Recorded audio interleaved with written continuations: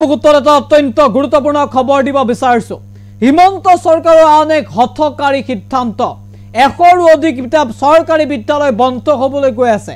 19খন জিলাৰ 161খন বিদ্যালয় বন্ধ হ'বলৈ গৈ আছে ৰাজ্যত।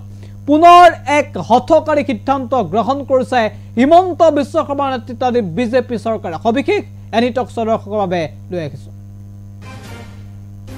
চৰকাৰী বিদ্যালয়ক লৈ হিমন্ত চৰকাৰৰ আন এক হঠকাৰী সিদ্ধান্ত। এবাৰ ৰাজ্যত নতুনকৈ বন্ধ হ'ব 161খন বিদ্যালয়। ৰাজ্যৰ 19খন জিলাত বন্ধ হ'ব 161খন চৰকাৰী বিদ্যালয়। কোন জিলাত কিমানখন বিদ্যালয় বন্ধ হ'ব তাৰ তালিকা আমাৰ হাতত আহি পৰিছে। বৰপেটাত 6খন, বঙাইগাঁৱত 13খন বিদ্যালয় বন্ধ হ'বলৈ গৈ আছে। কাছাৰত 9খন, চৰাইদেউত 1খন বিদ্যালয় বন্ধ হ'বলৈ গৈ আছে। ডিব্ৰুগড় জিলাত 5খন, গোৱালপাৰাত 3খন বিদ্যালয় বন্ধ হ'ব।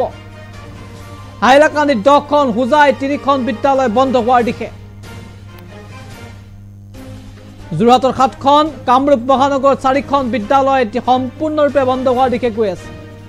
লখিমপুৰৰ 19খন, কৰিমগঞ্জত 8খন বিদ্যালয় চৰকাৰী বিদ্যালয় আৰু মাজুলীত 31খন, মৰিগাঁৱত 3খন চৰকাৰী বিদ্যালয় এতিয়া বন্ধ হোৱাৰ উপক্ৰম হৈছে। নগাঁৱত 7খন, নলবাৰীত 6খন বিদ্যালয় বন্ধ হোৱাৰ উপক্ৰম।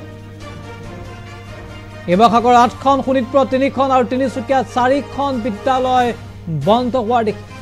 অসমৰ ভিতৰতে সৰ্বাধিক মাজুলী জিলাতে বন্ধ হ'ব চৰকাৰী বিদ্যালয়। ছাত্ৰ ছাত্ৰীৰ সংখ্যা কম হোৱাৰ বাবে তলা ওলমোৱাৰ সিদ্ধান্ত গ্ৰহণ কৰিছে এইবাৰ শিক্ষা বিভাগে। বন্ধ হোৱা বিদ্যালয় কেইখনৰ ছাত্ৰ ছাত্ৰীসকলক অন্য বিদ্যালয়ৰ সৈতে একত্ৰীকৰণ কৰাৰো চিন্তা চৰ্চা কৰিছে শিক্ষা বিভাগে। চৰকাৰৰ সিদ্ধান্তৰ পাছতে এতিয়া ৰাজ্যজুৰি তীব্ৰ প্ৰতিক্ৰিয়াৰ সৃষ্টি হৈছে। বিজেপি শাসনলৈ অহাৰ পাছৰ পৰা ৰাজ্যত বন্ধ হৈছে 8,000ৰো অধিক চৰকাৰী বিদ্যালয়।